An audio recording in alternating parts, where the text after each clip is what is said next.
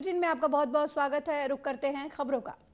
रामलला की प्राण प्रतिष्ठा के बाद अब अयोध्या धाम में प्रभु श्री राम के दर्शन करने वालों का रेला लगना शुरू हो गया है। अयोध्या पहुंच रहे हजारों भक्त किसी भी तरह जल्द से जल्द मंदिर पहुंचकर रामलला के दर्शन करना चाह रहे हैं। मंगलवार की सुबह से ही श्री राम जन्मभूमि पर बने मंदिर के दर्शन के लिए श्रद्धालुओं की लंबी कतार लगनी शुरू हो गई है।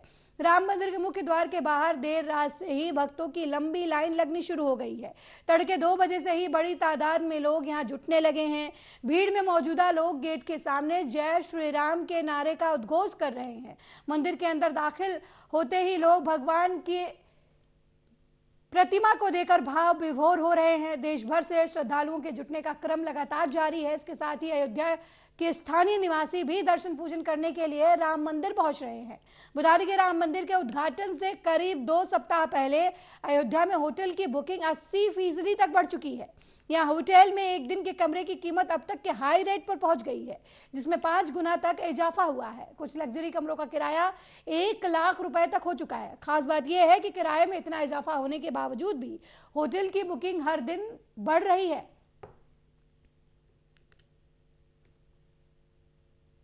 वहीं टेस्ला के सीईओ एलन मस्क ने संयुक्त राष्ट्र सुरक्षा परिषद में वैश्विक देशों के सदस्यों के बारे में अपनी बात रखी और उन्होंने यूएनएससी में भारत की स्थायी सदस्यता का जोरदार समर्थन किया।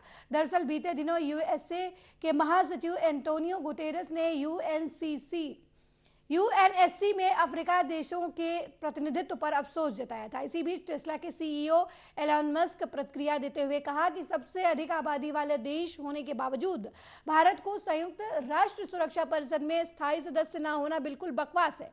साथ ही उन्होंने यूएनएससी में अफ्रीका की भी पैरवी की।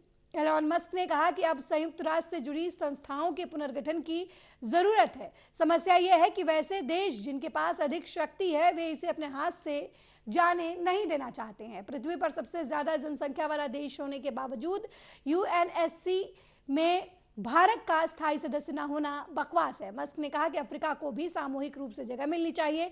इससे पहले भारत के विदेश मंत्री एस जयशंकर प्रसाद ने स्थायी यूएनएससी सीट के बारे में बात करते हुए कहा कि दुनिया आसानी से चीजें नहीं देती, बल्कि कभी कभी लेना भी पड़ता है।